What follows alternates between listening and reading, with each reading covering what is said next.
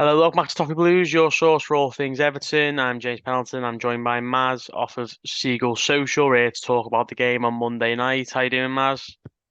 I'm all good, thank you. How are you? Yes, all very good, thank you. Yeah, this all feels very familiar, but yes, all very good, thanks. Obviously Brighton played last night. The fixtures are all over the gaff at the minute. I didn't even realise there was football last night. There's nothing tonight, which seems really strange, but obviously a really, really good win. It reminded me of when Man United won a game at the Amex about 3 seasons ago after the final Yeah. whistle. So how sweet was that last night?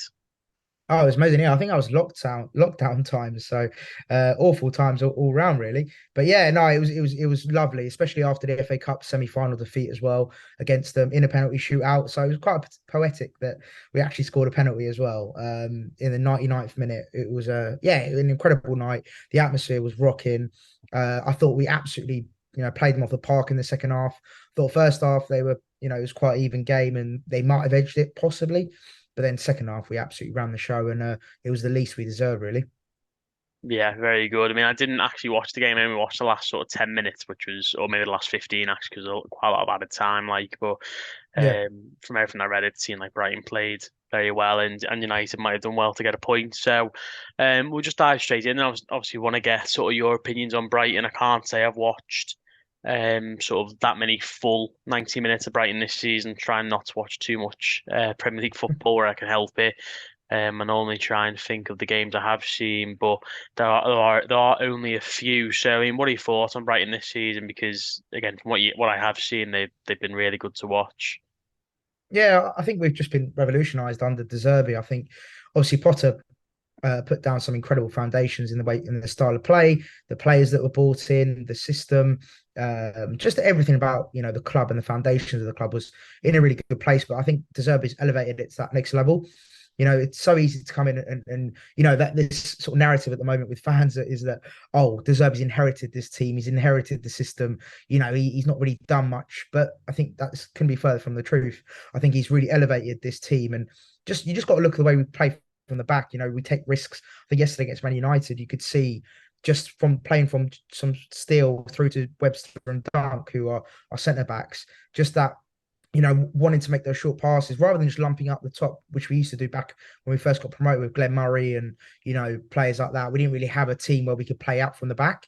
But this, in the last sort of 2 to 3 seasons now, obviously with Potter, we've developed that and become an actual proper progressive passing team. So yeah, and I think this season it's just been the best football we've ever played. No matter League One, League Two, Championship. It's just been incredible to watch, and to do it at this level has been incredible. And yeah, I'm just so blessed to be able to watch the football we're playing at the moment because can't really get any better. Well, I mean, it can if we go on to play Europe and stuff, but yeah, it's just been an incredible journey so far. Yeah, I mean, it's been really nice to watch. I mean, it's interesting you bring up obviously, the fact that Brighton were in the Championship only sort of 5, 6 years ago. Obviously in League One before that. I say it feels like an absolute age ago. I know a few teams have had some really good rises recently, so I know Brighton maybe aren't Mm. entirely unique there, but it has been, I say, really good to see, and I definitely have enjoyed that as a neutral. Just what you say about the Zerbi, because I mean, I wasn't sure obviously how that appointment would go because I was disappointed that Potter sort of left that project. He went to Chelsea. I thought that would work. It didn't. But I think Brighton probably knew who they were going to go for in that eventuality anyway.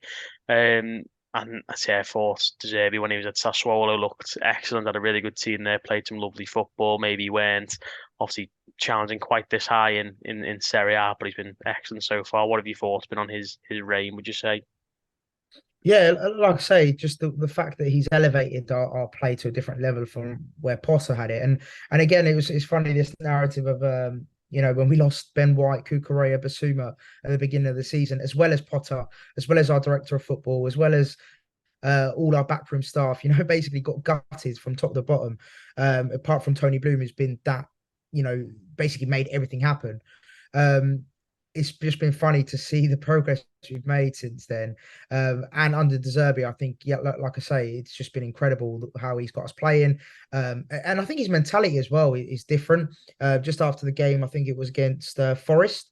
I think it was, when we lost, and he said that, I'm not the kind of manager to cry and let these emotions sort of get the best of me. I want to come back and win, and I think that just shows everything about him. He's got this winning mentality of, even if we do lose, we bounce back. We showed it against Nottingham Forest when we lost against Nottingham Forest. Also, sorry, FA Cup semis to Man United, then we lost 3-1 to Forest, and then we came back and won 6-0 against Wolves. So I think to have that mentality, I think is really key, and I think that comes from De Zerbi, with these young players as well. Like, some of the young players we've got, he's coming through. He's blood in the youth, which is again, something I love to see. It's like real life football manager, which is very close to my heart.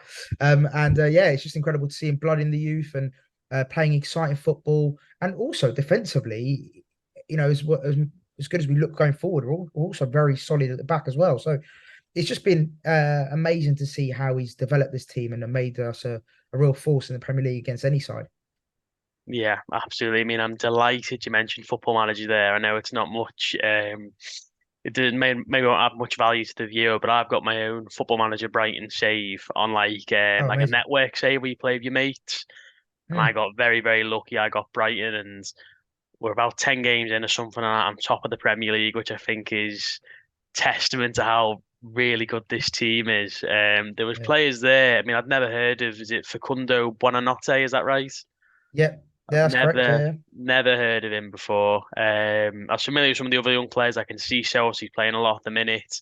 yeah. Obviously, more established players like McAllister, Caicedo. There's a couple of lads in the Mm. youth team who were like 40 million, and I was like, I think you probably get like one or two first team players at Everton who are worth that money. So we'll have to Yeah. catch up on the football manager front at some point. But yeah, I'm absolutely loving it.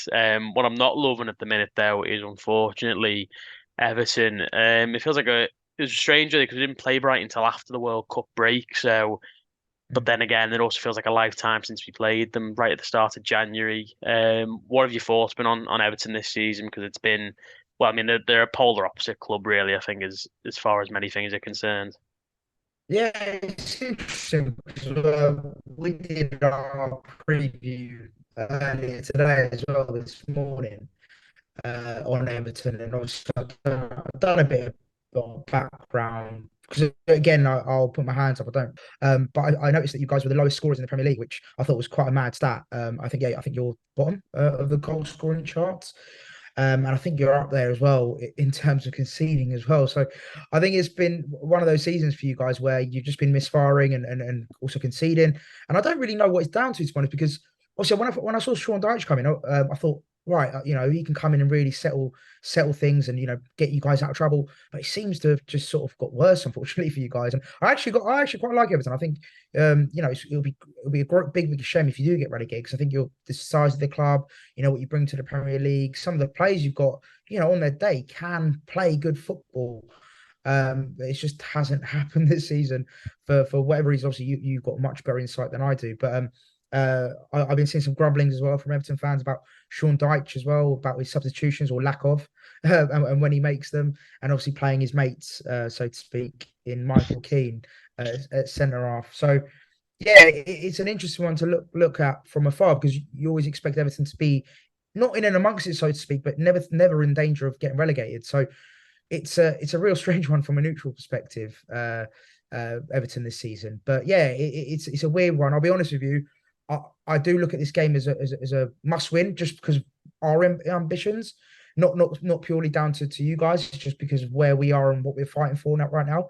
I think we need to win this game, especially at home, especially with I think your away form as well. I think you've had one win all season away, which is just again another incredible stat. So yeah, it's a big game for us, and I'm sure you guys are up for it as well, because you're battling away down there. And yeah, I'm just really interested to see how the game goes. I think it'll be a close affair, but I'm sure we'll get into that. Yeah, absolutely. I mean, I think certainly we were the bottom scorers in the Football League if you bring the whole 92 into it. Um, Going Oh into wow. it only a few weeks ago, which I don't think is as bad now. I think we've probably moved up there. Obviously, teams further down have played more games and stuff, but certainly not good. Obviously, we scored a couple of goals on Monday, but we shipped a couple. I was going to mention when you said you're not really sure what it's down to, but then you mentioned Michael Keane. It's not all down to him, obviously, but Sean Dyche is going with this bizarre sort of thing where he's sticking with him, which is very, very strange. and not something I'd say a lot of fans are enjoying. But I'd say that's pretty much spot on in terms of where Everton have been this season. Moving back to Brighton, then I think I was speaking to a Newcastle fan a couple of weeks ago, obviously because we played them relatively recently. They're also having a very, very good season. Um, who would you say has been Brighton's best player so far? Because I think there'll be quite a few to choose from, similarly to what he was saying about Newcastle. Yeah, I mean, look, I would love to give some honourable mentions. I think all over the park. Some players have been incredible. I think Lewis Dunk this season's been in sensational form. I think Moises Caicedo, Ali Mack, McAllister. I think you've got to give big shouts to Matoma, to March on the wings. Like I said, yeah, I know I'm pretty much naming the whole 11 here, but I think they're the sort of the key standout players. But if I had to choose out of that sort of five or six players, I'd have to give it to Moises Caicedo because I think just look at yesterday. The guy played right back, and he's a box to box midfielder. And he played right back and kept Rashford, apart from maybe one incident where Rashford like done it for pace and had a shot. I think he kept him pretty quiet, to be honest. And we all know how well Rashford's done this season. So I think Caicedo is a player who is just sensational in the sense of he can do pretty much anything you ask of him. He can play pretty much anywhere you want him to. And he's just so tenacious. He's so athletic. He's got an incredible first touch. He's just for me, one of the best midfielders in the Premier League, centre midfielders anyway. And I think any club will be lucky to have him. I'm sure he's going to move on at some point, whether it be this season or next. Same with McAllister. He's pretty much nailed on to leave as well.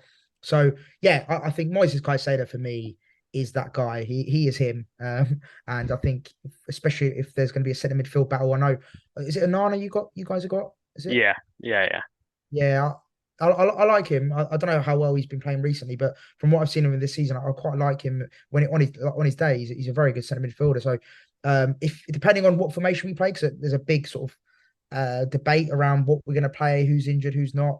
But if we play with the midfield three of Gilmore, Caicedo, and McAllister, I think that's going to be really key to this game. Of if they can control the game and dominate, I think you're in for a long evening. Well, yeah, I think we're in for a long evening, regardless, to be totally honest. But yeah, it's funny because whenever I speak to anybody, any opposition fan, they always mention Amadou Onana. Um, and I mean, as you say, you're not sure while he's played recently. He hasn't played the last game or two. Nothing. He played against Newcastle. He didn't play on Monday night. He was ill. Apparently, he's only on the bench. Hasn't really played that well this year, I'd say. I Right. think going back to Lampard's time, he probably had more games where he was particularly good. He was very, Mm. very good in Dyche's first game against Arsenal, but he's not played that well I since. think Yeah, I think that's the game that sort of stuck with me probably. So I'm sort of looking through it yeah. with tainted glasses. I mean, but as I say, I think everyone kind of mentioned that. And I think as well, a lot of Everton fans probably think that as well. But I think certainly his last four or five games, he really hasn't been on it. He hasn't been particularly bad in any of them. He just hasn't been anything more than just okay, which is unfortunate. Apparently, he's had a bit of a hip injury, I think, as well, which is probably Mm. hindered him. So, but hopefully this is, for certainly from our point of view, this is the game where he sort of turns it around. Again, similar to when I spoke to, I feel terrible, I can't remember what his name was now, but when I spoke to the Newcastle fan a couple of weeks ago. He had a lot of players lift the best player, but for the sort of worst player, he really struggled. Would that be the same for you, or is there anyone who maybe who's maybe probably going to be sort of replaceable in the summer potentially? Yeah, I mean, look, I don't think he's terrible by any stretch of the imagination. I think he's a great squad player, but I think Danny Welbeck for me, and Brighton fans who watch our podcast will probably know I'm a bit of a Welbeck hater in that respect. But I just think he's a very good squad player. I just don't think he's good enough to be starting games. I think yesterday he was poor yesterday against Man United. I think his link up play was poor. He had a few bad touches. He didn't really get involved too much in the game. And he had one sort of big chance which he squandered. So, but then on the flip side, he played brilliantly against Wolves and got 2 goals. So you can't really say he's been terrible and awful, and he hasn't been by any stretch. But if I had to pick out a weak link or someone I think can be replaced, I think Danny Welbeck is that guy, and I think Evan Ferguson is a perfect player to come in and lead the line when fit, and hopefully with a bit more games under his belt going into next season. Yeah, I mean Evan Ferguson, he just looks ridiculous. And yeah, I'm super excited to see him as well. Obviously, it's nice that 'cause, before he played for Ireland, I don't know. I mean, whenever I hear him speak, he's clearly born in Ireland and what have you. But I remember sort of thinking if he could play for England, whether he'd do that because he is very, very good. But I was glad to see him play for Ireland the other weekend. Looks like he's going to be obviously doing that internationally, which is Mm. always nice. Just a point I wanted to mention actually was talking about Lewis Dunk. I think with someone like him. I mean, people talk about players who are playing well, English players, and they want them to get in the England squad, they want to get caps, and you always say, oh, he deserves a cap, whatever. James Tarkowski, probably a prime example. He's played, I think, twice for England, but not for the last 6 years or so. And it's very clear that this England manager, Gareth Southgate, doesn't just bring players in to give them a cap because they played well. He'd rather bring someone in who's not playing in club level, but he can trust them, whatever. But I think I have to make an exception. It's got to be Lewis Dunk because I think when I watch him, he's he's obviously a big lead. He saw it yesterday with the whole Anthony McAllister situation. He's very versatile in terms of the fact that you spoke how you're under Houghton, you're playing slightly longer. That's kind of style of football. Now you're playing passing football, and he's at the heart of that as well. I mean, I think Lewis Dunk is an absolutely fantastic player, and I'm sure Brighton fans would agree that he definitely deserves to be getting into England squads going forward. Yeah, I mean, look, Gareth Southgate, I think he's ex-Palace, I think he is, and I'm sure that's got nothing to do with him not picking any Brighton players. But no, like joking aside, I think it's insane. I think John Stones for me is by far England's best centre back, and then after that, is there really much choice? I just don't understand how you can deny him a spot with the quality of centre halves England have got at the moment. You've got to look at Eric Dyer, for example. The guy is awful for Spurs, but gets into the England squad. And you look at Tyrone Mings, who for most of this season has been terrible. Maybe he's improved under Emery, you could maybe argue. But you just got to look at Connor Cody again, obviously now at Everton on loan, I believe. So like you just got to look at some of the people that have been called up in the last sort of year or so, and you've got to just ask yourself, is Lewis Dunk any worse than them? No. He's immeasurably better. And you talk about his range of passing. I think even before Potter under Houghton and our previous managers, even Gus Poyet, I remember in League One through to the Championship, um, his range of passing is outrageous. Like the guy for a centre half, I promise you now, he's got one of the best range of passing for a centre half you will see. I think any English defender have. His knowledge of the game is brilliant. Of course, he's got his flaws. He scores an OG once in a while. He has a mistake in it. He has a mistake in him. He's not the most agile. He's got flaws, which any centre half does. But I think when you talk about English centre halves, right now, I could not think of anyone better than maybe John Stones. Right now. Yeah, So I yeah, mean, it's I'd be inclined to agree. Absolutely. I mean, I know it doesn't really matter for Brighton or Everton fans, but just in terms of general football, I think he's definitely someone who he definitely deserves to get in there. And obviously, I'm sure once he gets in there, then it's quite clear that the manager doesn't sort of like to get rid of players too often anyway, or when he does, they seem to come back relatively quick. So we'll see what happens. But obviously, I hope he does. I'm a big fan of his. Hopefully, he saves that OG for Monday night, though. That would be nice for us. But who would you say then would be your sort of danger man for Brighton? Who should Everton look out for, and also vice versa? Which of the Everton players are you maybe even slightly concerned about on Monday? Uh, I'll answer the Brighton one first, just because the Brighton who you should be scared of. That's a good question. Now, I mean, I think you could argue any of our front three, really. I think Matoma on his day can be dangerous. He's actually had a bit of a dip in form. Brighton players go. Well, as our fans would probably say to you, I think he's been a bit underwhelming, so to speak, recently. Solly March as well has sort of been rested a few games now. And Ciso looks good. Do you know what? I'm probably going to go. Yeah, it's tough. It's really tough. Do you know what? I'll go in Ciso. Past couple of games, he has looked really live. Obviously, he's got the winner against Chelsea in a big game for us, big win for us. And he's looked very, very good when he's played. He started now the past couple of games, and he's looked very lively. He looks like a great player, can take players on, got great feet. Yeah, it just looks like a very exciting player, can take players on, which is very key, I think. Yeah, let's go with him. And Absolutely. then Everton. This is a much harder choice. Uh, do you know what? I'm gonna go with Wobie. Do you know? I feel like I I'm feel pretty like scared of Iwobi as well, to be fair. yeah, scared of what he probably doesn't know what he's gonna do next, let alone us. So yeah, I'm gonna go with Wobie just by proxy, by Yeah, default, I think. yeah. I mean, I think with Iwobi, I mean, he basically set up Leicester's second goal on Monday, but did score Mm, a good goal to equalise. So that kind of sums him up. Certainly at the minute, I find him quite inconsistent. But yeah. yeah, What not what about a what great deal about to choose you? from. Who's your Everton player to watch? There's no one really. If we're being truthful in terms of going back a couple of seasons, you say Richarlison, James, Yeah. Calvert-Lewin. I think Calvert-Lewin played very well on Monday night. I think he'll do his best on this coming Monday as well. But yeah, there's no one player who this is what I've been saying for weeks. I'm not just being negative. I've been saying this for quite a while that Everton haven't got a player who will just grab the game by the scruff of the neck and take control. Mm, No one ever does something. I was screaming it on Monday night at the team. That game was just so well. If you watched it, but it was just so winnable, so there to be won, and just no one's mm. got the cojones, for lack of a better word, to pick up the game. Yeah, I'll tell you who I did use, well, not used to, but I thought was brilliant when he first came to you, boys. I thought Damari Gray was class. Because he was it. He was obviously at Leicester. Hmm. Then he went out to Germany, wasn't it? Was it Yeah, Germany? I think he went out to. Leverkusen, yeah, by That's it. And he, and Leverkusen, he yeah. and he was brilliant out there. And then obviously you signed him, and I thought he was brilliant in his first sort of 6 months. And So then did I we. don't know, So did we.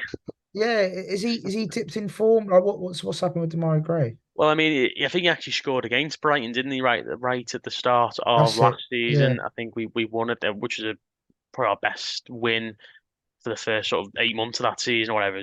We played really well Mm, that day, to be fair. I think wasn't Caicedo, it was Basuma went off injured after about 20 minutes, and yeah. that made a big difference, I remember. But yeah, I mean, with Damari Gray, he's just this. I mean, you talk about subs earlier, about fans getting annoyed about subs, and I was frustrated watching it again on Monday. But Damari Gray's one of those subs, and he comes on and he'll either do something really special or he won't do anything at all, really. He never normally has like a 7 or 8 out of 10 game. It's either sort of 9 out of 10 or 3 or 4 out of 10. So just massively Mm, inconsistent. I think that's been his problem his whole career, to be fair. I don't think yeah. he's, um, in terms of, obviously, I know Everton their level is, our level at the minute is, sort of bottom five, six at the moment in the Premier League, but the fan base's level is obviously higher. I think Everton fans have got bigger expectations. I'm not sure he's really suited to that, to be honest with you, but Mm, I'd be surprised if he plays on Monday. To be fair, Dwight McNeil has been good, but I'm not sure he's really a danger man because he's not explosive at all. Like, I could list 3 or 4 Brighton players who are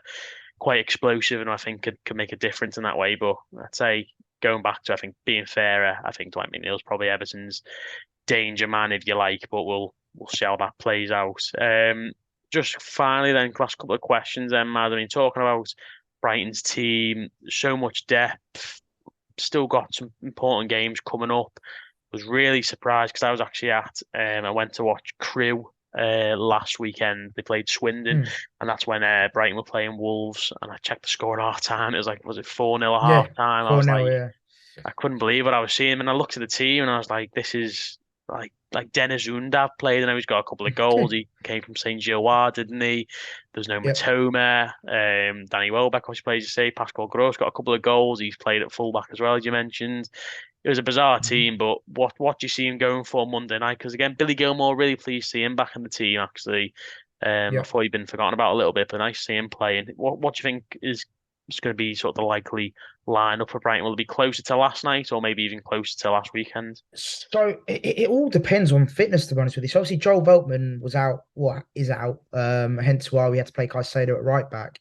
And Pascal Gross had a muscular injury, which again, he'd usually deputise at right back, which is insane if you actually think about what Pascal, He's so good though. He's very, very he's good. he's actually insane. Like the geezer is like probably as slow as a turtle, but he's got absolute techers. And I think he's got the second best chance creation since 2017, right? This is a stat for you. Since 2017, he's got the most chance creation behind Kevin De Bruyne.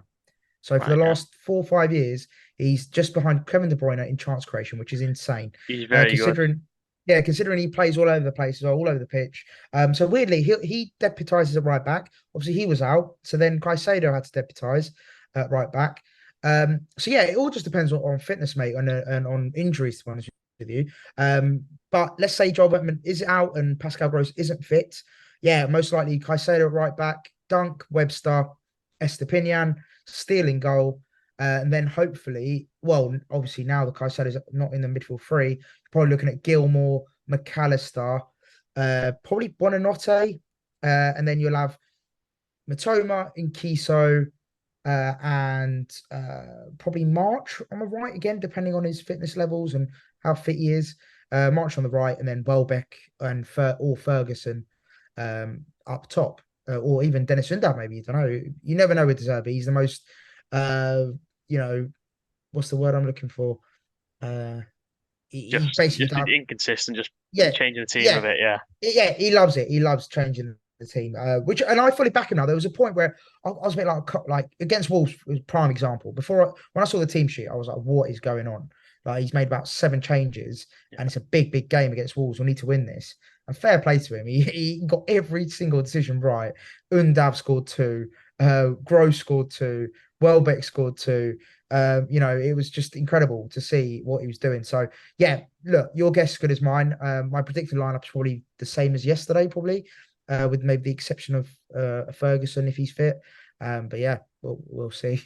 Is Lamptey injured as well? Is he at right back? Yeah, he's been out for a long time now. Yeah, I think his time's up. Unfortunately, I think we're linked with a few right backs as well. Right. Unfortunately for him, I think he's just too injury prone, which is weird though because we've kept Lallana and Welbeck who have pretty much been injured for about 3 years. So Yeah. yeah, I don't know. Maybe Lamptey might go out on loan, maybe, and maybe bring him back once he's just playing regularly again.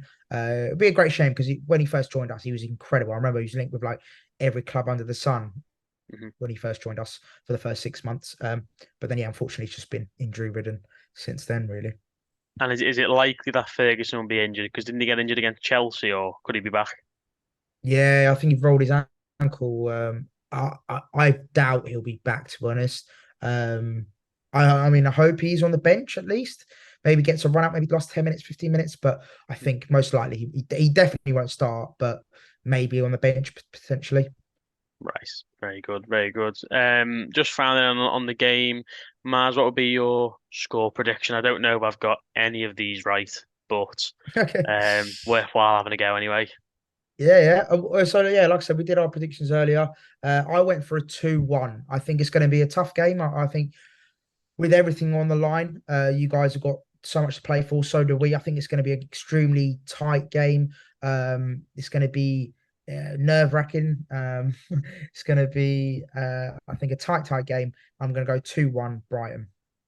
Very good. Very good. I mean, I think you don't want to be negative when it's your own team, but I also think you got to be realistic. And I remember I think I predicted us to win a couple of games in a row, and we lost both of them. And I remember thinking, if I keep saying we're going to win, then like my if you put like a table together of all my predictions, we be like top of 110 points. So, I said earlier it's my I think it'd be a 2-0 Brighton win. I'd be surprised if we were to score, but you never know. We'll see. Of course, as you say, very important game for both teams, which is one of them because obviously nerves come into it, but then when it's if say you were Fulham or whatever, you saw Fulham the other week came and tore us apart. So it's Mm.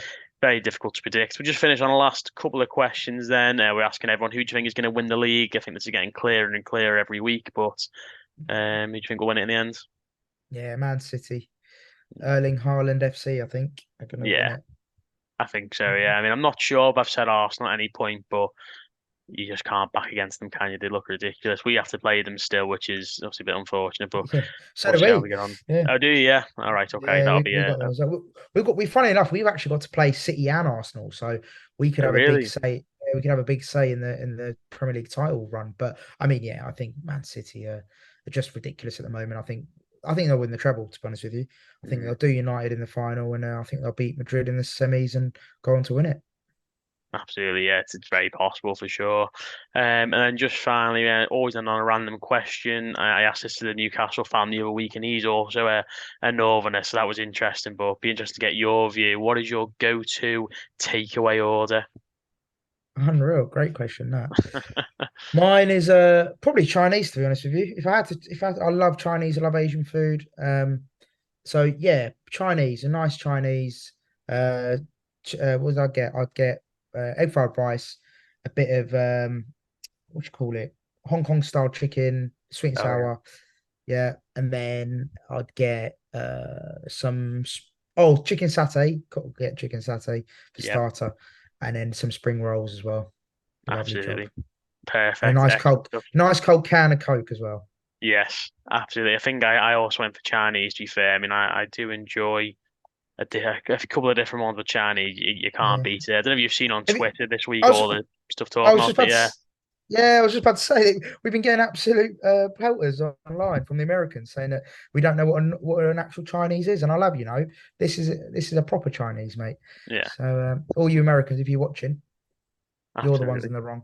I think there will be, to be fair, so we'll see. We'll see what they have to say about that. But excellent stuff. Nice one for that, Maz. Obviously, if you're new around here, make sure to subscribe and let us know in the comments what you think about the what do you think's going to happen in the game rather on Monday. And I say nice one coming on, Maz. No worries, no worries. Thank you very much for having me, and yeah, great to speak to you. Yes, thank you very much. So we'll see you all next time, guys. Thank you all again for watching.